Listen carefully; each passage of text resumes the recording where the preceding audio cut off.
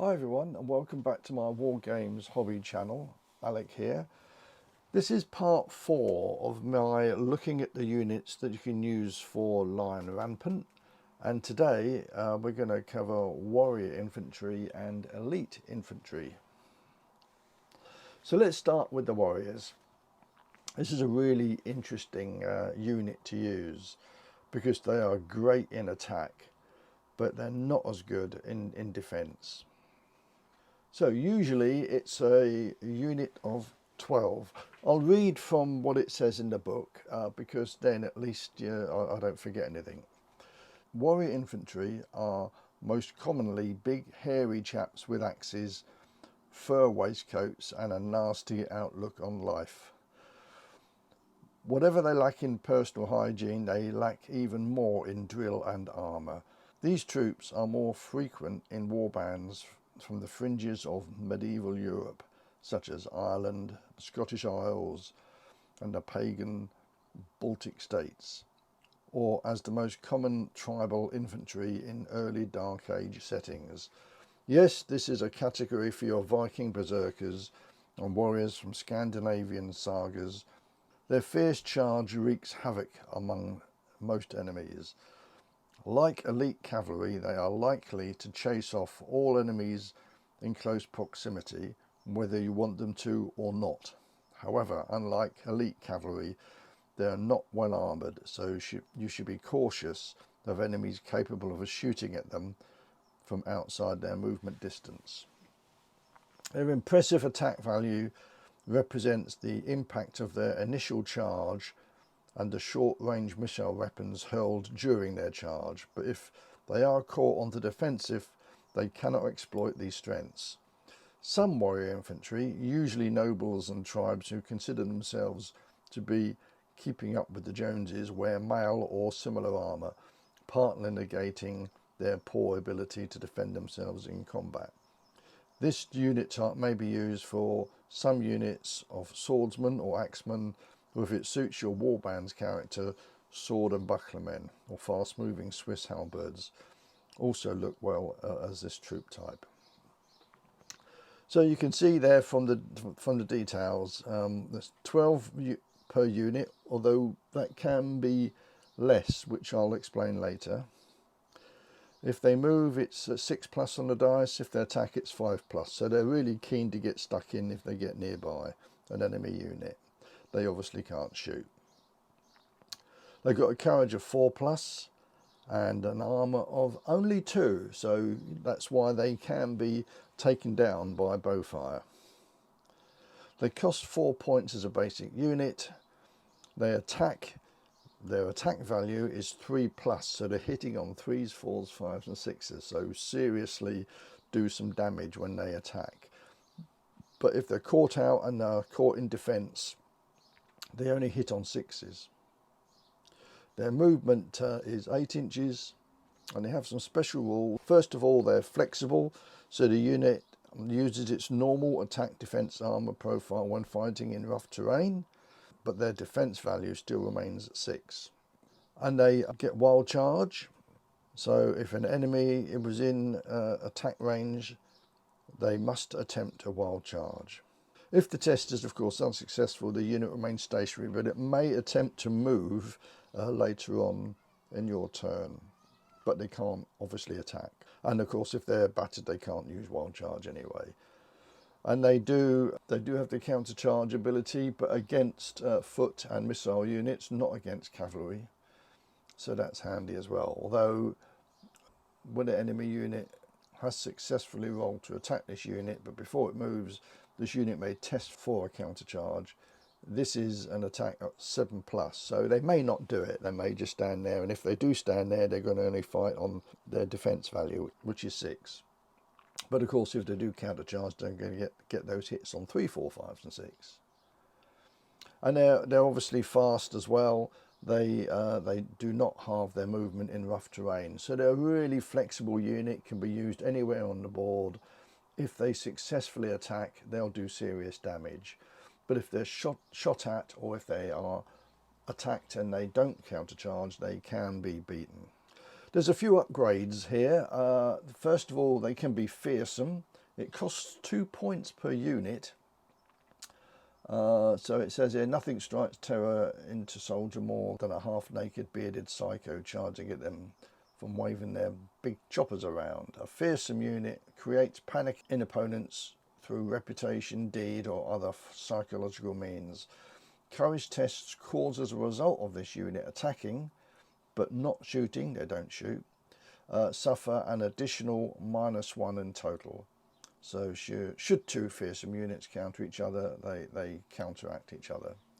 They can be bloodthirsty, which is another 3 points, very expensive. As I mentioned before on a previous video, I've not seen that ever used because it is expensive, but if they do, if they roll every d6 they roll, you get 2 hits, so it can be very effective. And you can upgrade the armor at 2 points. Some warriors feel the need to rely on more than just a big axe and a hairy chest. The upgrade means the unit is better armored, so it gets armor 3. So that's really, really useful. In fact, that is a good upgrade. If you've got heavily armored troops but with big axes, that's what you would do.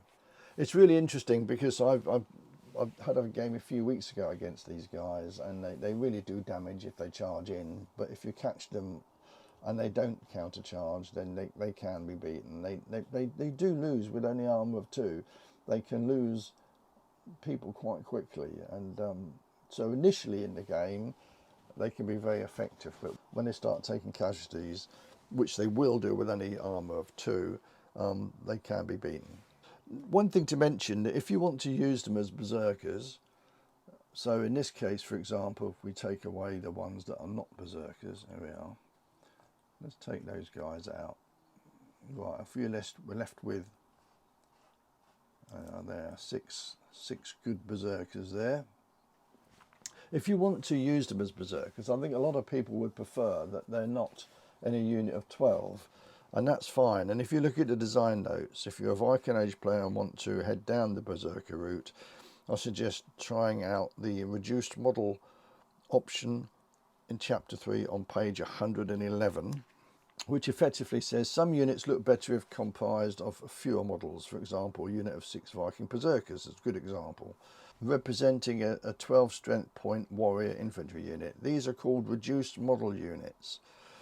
There's no fixed number of models by which to reduce the unit, but obviously you always need to have at least one model in the unit.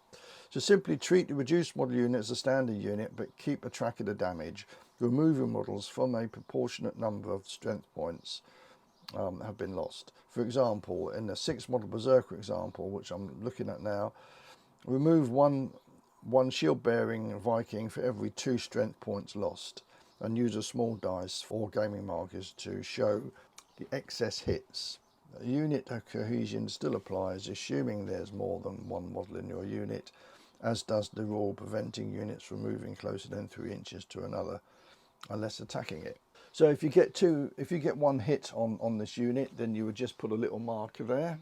So if this unit of 6 berserkers should take a casualty, you either place a marker there to represent that it has got a casualty, it's got a hit on it, so it's now only effectively strength is 11, and if once you get another hit, then you could remove a figure, and you know that each one of these effectively counts as 2, so that's now got a strength of 10.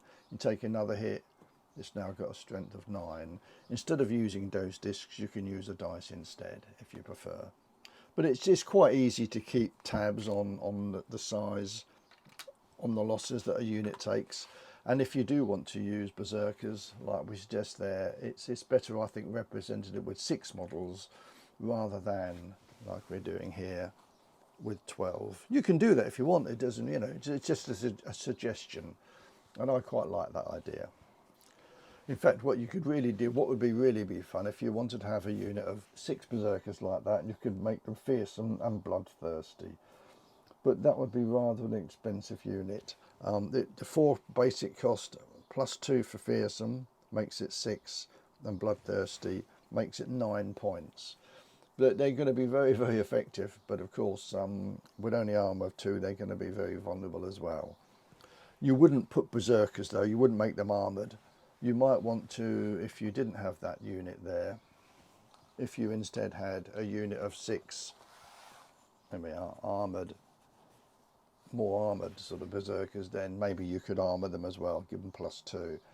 But that would be an 11-point unit, which would be rather expensive to have, but fun. So examples of units that would have lots of warriors. There we are, there's German tribes there that have a unit of heavy cavalry, and they would have 5 warrior units. They've obviously not been upgraded. If you wanted to upgrade some of them with armour, then you would have less. Dark Ages, British Isles, early Anglo-Saxon. They've got 2 elite and 3 warrior infantry. And I actually did fight that a few weeks ago, and it was they won. They managed to hold the well. If you watched that video I did of holding the well, they did so because the elites were very hard to kill, but the warriors, I did manage to get rid of those, but they're quite effective as well. The Arabs as well, I use Saracens or Moors quite a bit for Lion Rampant, and there's 3 warrior infantry units there. Right, so now let's move on to Elite Infantry, here represented by some Crusaders that I've used. So Elite Infantry are the cream of your warband's dismounted units. Like their mounted counterparts, these are well armed and well armoured warriors. Tough customers who often form bodyguard of Hearthguard or of a dismounted leader. They're very well armed and armoured with 1 or 2-handed weapons and can confidently engage any other unit in Lion Rampant. They usually wear the latest armour, often carry shields, and may be armed with a variety of melee weapons, which they're well trained to create carnage with in both good and rough terrain. So they are, interestingly enough, they're flexible. Their normal attack and defence in armour profile is used when fighting in rough terrain. There's no veteran upgrade for the Elite Infantry, as they're already carrying the best equipment. The only disadvantage is their starting strength of 6 models. Elite Infantry may also be used to represent those bands of all-round tough guys found in Hollywood history, a medieval A-team, if you will. So let's look at the stats. And it's 6 models in the unit. They move on 5+ and attack on 5+, so they're really raring to go. They don't shoot, obviously. They've got a courage of 3+, so they're going to stand their ground well. They've got an armour of 4, so you've really got to do well to get casualties on one of those units. They cost 6 points. They're not cheap, but they are really worth having if you're allowed to have them. Their attack value is slightly better than their defence value. They attack on 3+, they defend on 4+. They move at 6 inches, and as I've already mentioned, they are flexible.